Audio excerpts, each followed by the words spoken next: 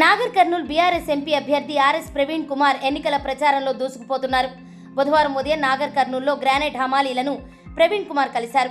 హమాలీలతో కలిసి తాను కూడా హమాలీగా మారి గ్రానైట్ బండలను మోశారు. లారీ ఎక్కి గ్రానైట్ బండలను కిందికి దించారు. దీని ద్వారా గ్రానైట్ బండలను మోసే హమాలీలు పడుతున్న కష్టం గురించి ఆయన తెలుసుకున్నారు.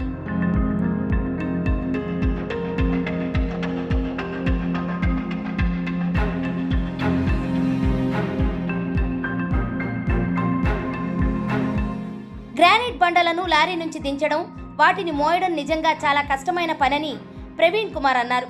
హమాలీలతో మాట్లాడి వారి సమస్యలను అడిగి తెలుసుకున్నానని చెప్పారు.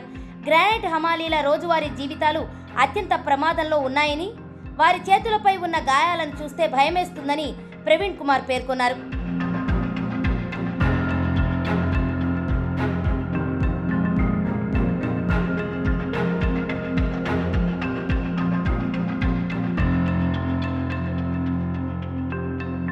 ఈ కూలీలు రోజు పెద్ద పెద్ద బండలు ఎత్తితే వారికి వచ్చే రోజువారీ కూలీ కేవలం 600 రూపాయలు మాత్రమేనని ఆర్ఎస్పీ తెలిపారు.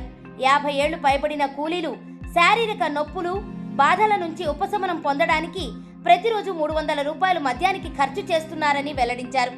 ఈ కూలీలందరూ 10వ తరగతి, ఇంటర్మీడియట్ పూర్తి చేసిన వారేనన్నారు.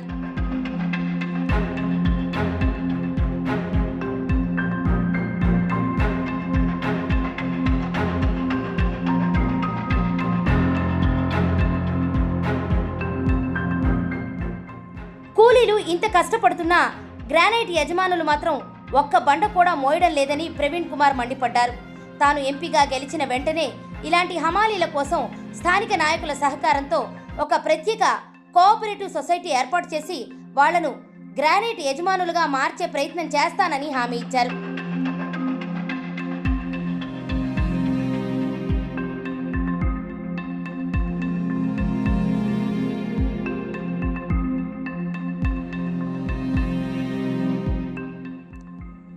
జోగులాంబ గద్వాల జిల్లా అలంపూర్కు చెందిన మాజీ ఐపీఎస్ అధికారి ఆర్ఎస్ ప్రవీణ్ కుమార్ 2021 జూలైలో వాలంటరీ రిటైర్మెంట్ ప్రకటించి రాజకీయాల్లోకి వచ్చారు.